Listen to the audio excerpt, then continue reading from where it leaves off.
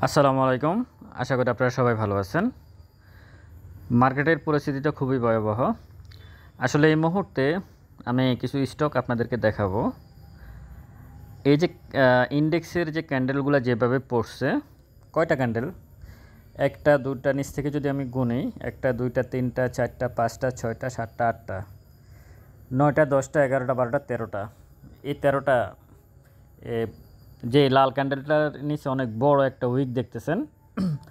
এখান থেকে যদি আমি ধরি 13টা ক্যান্ডেল হয়েছে, সেখানে তখন ইন্ডেক্সের পজিশন ছিল 5220 আর এখন হচ্ছে 5022, মানে প্রায় 220 পয়েন্টের মতো মাইনাস, 218 পয়েন্টের মতো মাইনাস।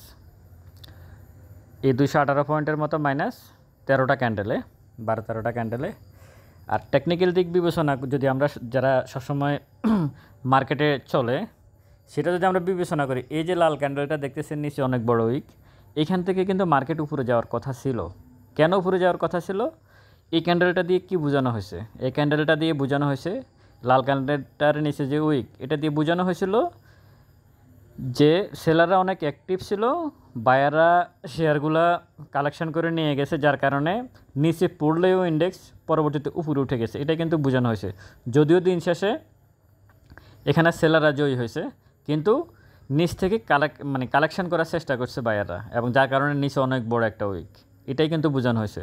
সাধারণত এরকম একটা ক্যান্ডেল থেকে সাধারণত মার্কেট উপরের দিকে যায়, কিন্তু এক্ষেত্রে সেটা হয় নাই। এক্ষেত্রে যেটা হয়েছে, আস্তে আস্তে আস্তে আস্তে কোথায় আসছে তা তো দেখতেছেন কত পয়েন্ট। এখন আমি কিছু স্টকের দেখাচ্ছি, এর সাথে কি ওই স্টকগুলার মিল আছে কিনা। মিল নাই। কেন মিল নাই, কী কারণে মিল নাই? যে স্টকগুলো নিয়ে আমি সবসময় কথা বলি, আপনারা শুধু ইন্ডেক্সের এই ফিক্সারটা একটু আপনাদের ব্রেনে রাখেন কিভাবে পড়ছে। আসেন প্রথমে mercantile bank. Mercantile bank 10% cash dividend দেয়। আপনি এখান থেকে ইন্ডেক্সের 13টা ক্যান্ডেল গুনেন কোথা থেকে কোথায় আসছে, আর এখানে 13টা ক্যান্ডেল আপনি গুনে নেন। এখানে 13টা ক্যান্ডেল যদি গুনেন, শেয়ারটার প্রাইস 10 টাকা 20 পয়সা থেকে 9 টাকা 80 পয়সা, মানে 30-40 পয়সা মাত্র মাইনাস হয়েছে। তো 40 পয়সা মানে কত? 3-4% মার্কেন্টাইল ব্যাংক। তাহলে এই শেয়ারটা কেন পড়ে নাই? এই কারণে পড়ে নাই, শেয়ারটার ডিভিডেন্ড হচ্ছে 10%। পড়তে পারে না সেটা, বরং এই ধরনের স্টকে পড়লে আরও ভালো, আপনি অ্যাভারেজ করবেন। এরপরের যদি আমি আসি, পরের যমুনা ব্যাংক। যমুনা ব্যাংকের 13টা ক্যান্ডেল গোনেন, দেখবেন একই জায়গায়। বরং এই যে মার্কেটের এই উত্থান পতন, এখানেও কিন্তু এখানে ট্রেড করে কিন্তু কিছু কিছু ছোটো ছোটো কিন্তু প্রফিট করা গেছে। যেমন 19 টাকা 10 পয়সা থেকে 19 টাকা 60 পয়সা, 19 টাকা 10 পয়সা থেকে 30-40-50 পয়সার গ্যাপে কিন্তু এখান থেকে এই কঠিন পরিস্থিতিতেও ইন্ডেক্সের সিনারিওটা একবার দেখেন, আর এই শেয়ারগুলোর সিনারিওটা দেখেন, আপনারা কোনো মিলই খুঁজে পাবেন না। কেন যমুনা ব্যাংক পড়ে নাই?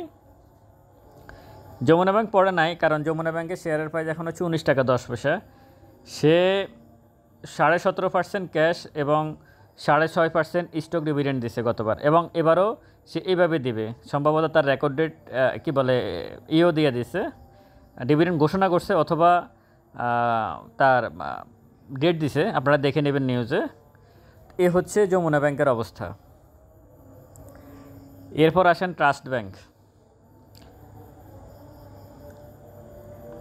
ট্রাস্ট ব্যাংকের শেয়ারের প্রাইস আজকে 1.5-2%-এর মতো কমছে। এতগুলা ঘটনা ঘটার পরে আপনারা এখান থেকে 13টা ক্যান্ডেল গোনেন, ইন্ডেক্সের যে 13টা ক্যান্ডেল গুনেছেন, এখানেও 13টা ক্যান্ডেল গোনেন। আপনারা দেখতেছেন 22 টাকা থেকে 22 টাকা 10 পয়সা থেকে 21 টাকা 20, 6-7%-এর মতো কি বলে মাইনাস হয়েছে ট্রাস্ট ব্যাংক। আশা করি এখান থেকে যে কোনো মুহূর্তে ঘুরে যাবে, কারণ তার এখন পর্যন্ত ঠিক আছে 21 টাকা 20 পয়সা। সে যদি ডিভিডেন্ডটা ঠিকভাবে অন্যান্য গত 5 বছর যেভাবে সে ডিভিডেন্ড দিয়েছে, যদি এইভাবে ডিভিডেন্ড আগামী দিনে ডিক্লেয়ার করে, তার ডিভিডেন্ড ডিক্লেয়ার করবে সম্ভবত 28 তারিখে, এই মাসের 28 তারিখে ডিভিডেন্ড ডিক্লেয়ার করবে ট্রাস্ট ব্যাংক। তো এখান থেকে মানে শেয়ারটা এর নিচে আসার সম্ভাবনা খুবই কম। আপনারা এখান থেকে যদি 13টা ক্যান্ডেল গণনা করেন, তাহলে আপনারা দেখবেন শেয়ারটার প্রাইস কত পার্সেন্ট কমছে? ওয়ালটন এরপরে শেয়ারটা 350% গতবার 350% ক্যাশ ডিভিডেন্ড ঘোষণা করছে।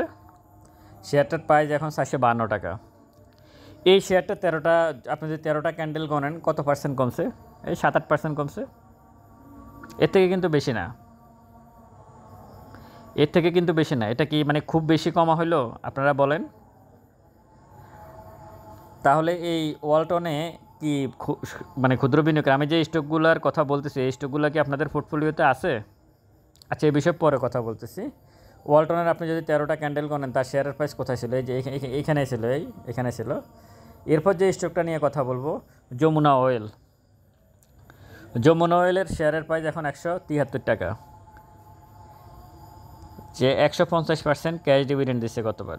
এবারও 150% ক্যাশ ডিভিডেন্ড, আরও বেশি দেওয়ারও সম্ভাবনা আছে। তাহলে তার শেয়ারের প্রাইস 173 টাকা এখন। শেয়ারটাকে 13টা ক্যান্ডেল গণেন আপনারা এখান থেকে ইন্ডেক্সের সাথে মিলে, ইন্ডেক্সের ওই সিনারিওটা মনে রাখেন আর এই সিনারিওটা, এই শেয়ারগুলোর সিনারিওটা মনে রাখেন। কোনো কিছুকে আপনারা অনুমান করতে পারতেছেন? কোনো কিছু কিন্তু অনুমান করা যাচ্ছে না, বরং এই শেয়ারটার ইন্ডেক্স পড়তেছে কিন্তু এই শেয়ারটার প্রাইস বাড়তেছে। এটা কিন্তু এমনি এমনি বাড়তেছে না, এমনি এমনি বাড়ে নাই, কারণ সে এত বেশি স্ট্রং যে তাকে নিচে ফালানো যাবে না। এরপরে যে স্টকটা নিয়ে আমি কথা বলতে চাচ্ছি, পদ্মা অয়েল। কোনো সমস্যা আছে 13টা যদি ক্যান্ডেল গণেন? কোনো সমস্যা আছে? আমি 13টা ক্যান্ডেলের কথা বারবারই বলতেছি কারণ ইন্ডেক্সের 13টা ক্যান্ডেল নিচে পড়ছে। যদি আমি ওই উইকটা ধরে তাহলে নিচে পড়ছে। আর এখানে এই শেয়ারগুলোর কি কোনো প্রবলেম হয়েছে? পদ্মা অয়েল আমার হিসাবে 1%ও কমা নাই। যমুনা অয়েল এই ইন্ডেক্স 200 পয়েন্টের মতো মাইনাস হয়েছে, পদ্মা অয়েল 1%ও কমা নাই। যমুনা অয়েলে যদি কেউ প্রফিট করতে চায় ছোটোখাটো প্রফিটও করতে পারছে। ওয়ালটনে 3-4% কমছে, 5% কমছে হয়তো। ট্রাস্ট ব্যাঙ্কে হয়তো 5% কমছে, 4-5% কমছে। যমুনা ব্যাঙ্ক 1%ও কমা নাই হিসাবে। মার্কেন্টাইল ব্যাঙ্ক 2-3% কমছে বা 4% কমছে।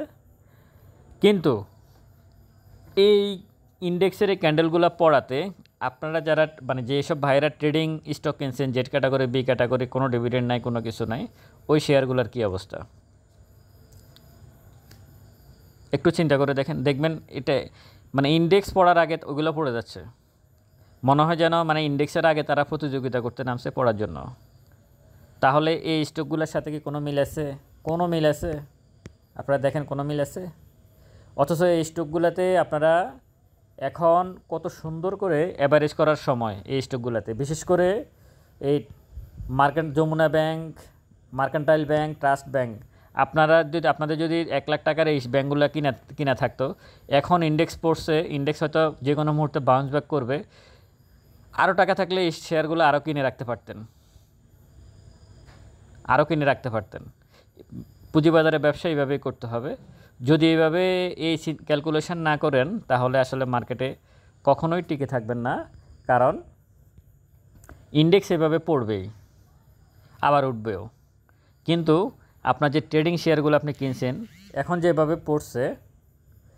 যেভাবে পড়ছে আপনার হাতের শেয়ারগুলো, ট্রেডিং শেয়ারগুলো যেভাবে পড়ছে, ইন্ডেক্স বাড়বে, আপনার হাতের ওই ট্রেডিং শেয়ারগুলো আর ওই পরিমাণ আপনি যেখানে কিনছেন সেখানে আর যাবে না।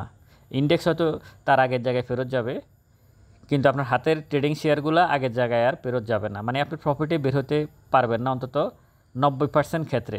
আর এটাই হচ্ছে মার্কেটের কারসাজি, এটাই হচ্ছে স্মার্ট মানির কারসাজি।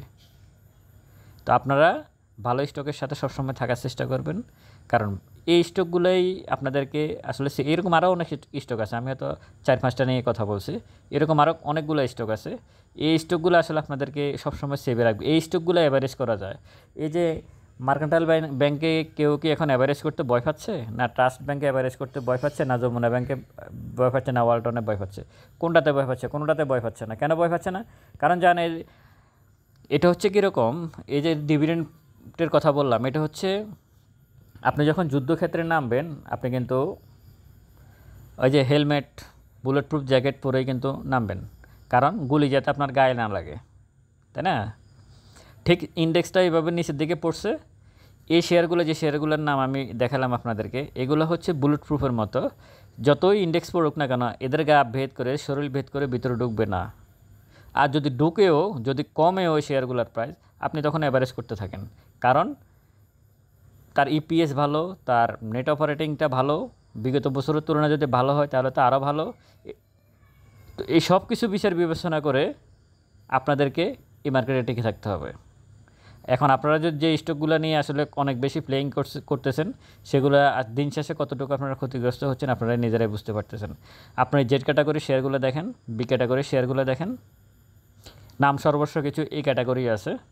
আমাদের পুঁজিবাজার আমি বারবারে বলি 10-15টা শেয়ারের পর আর কোনো শেয়ার নাই, সেটা যত নামি দামি কোম্পানি হোক। এক ভাই গতকালকে বা পরশু বলছিলেন একটা কোম্পানির নাম, মানে সবাই চেনে, একদম প্রত্যন্ত গ্রামের প্রান্তিক একজন কৃষক ওই কোম্পানির নাম চেনে। আমি বলছি এটা তো ভালো শেয়ার না, উনি একটু আশ্চর্য হয়ে গেলো, কেন ভালো শেয়ার না? এটা তো সবাই জানে, শেয়ারের নাম সবাই জানে, কোম্পানির নাম সবাই জানলেই যে সে ভালো শেয়ার হবে। লাফাজুল সিমের নাম তো সবাই জানে। সিঙ্গার, ইফাদটর্স শেয়ারের সাথে প্রাইজের ডিভিডেন্ডের সাথে প্রাইস মিল আছে কি না, তারপর আরও আছে এরকম। এগুলো তো কী বলে, ইউনিক হোটেল চিনে তো সবাই, চিনে তো সবাই, সবাই তো এগুলোকে চিনে, কিন্তু এগুলোর সাথে ডিভিডেন্ডের সাথে শেয়ারের প্রাইস কি মিল আছে কি না, সে যতই নাম, মানে সবাই নাম জানে, সব ঠিক আছে। তো সুতরাং ডিভিডেন্ডের সাথে শেয়ারের মিল আছে, এই ধরনের শেয়ার আপনারা সবসময় থাকবেন আশা করি। এই যেমন এই ইন্ডেক্সের সাথে, ইন্ডেক্সের এই ক্যারেক্টারের সাথে এই শেয়ারগুলোর ক্যারেক্টারে মিলে, এদেরকে অনেক কষ্ট করে, যে যেমন মার্কেন্টাইল ব্যাংক, যমুনা ব্যাংক বা ট্রাস্ট ব্যাংক, ওয়ালটন, অনেক কষ্ট হয়েছে এদেরকে এখানে নিয়ে আসতে। অনেক 200 পয়েন্ট ইন্ডেক্স পড়ার পরেও এই শেয়ারগুলোর প্রাইস 8-10% কমে নাই। এটা তো কতটুকু তারা স্ট্রং হতে পারে, আশা করি আপনারা বুঝতে পারছেন। আশা করি ভবিষ্যতে আপনারা এই ধরনের স্টকে, হ্যাঁ, এই ধরনের স্টকে কখন কোন সময় কিভাবে এন্ট্রি নিতে হবে এটা জানতে হবে, এটাই হচ্ছে অ্যানালাইসিস।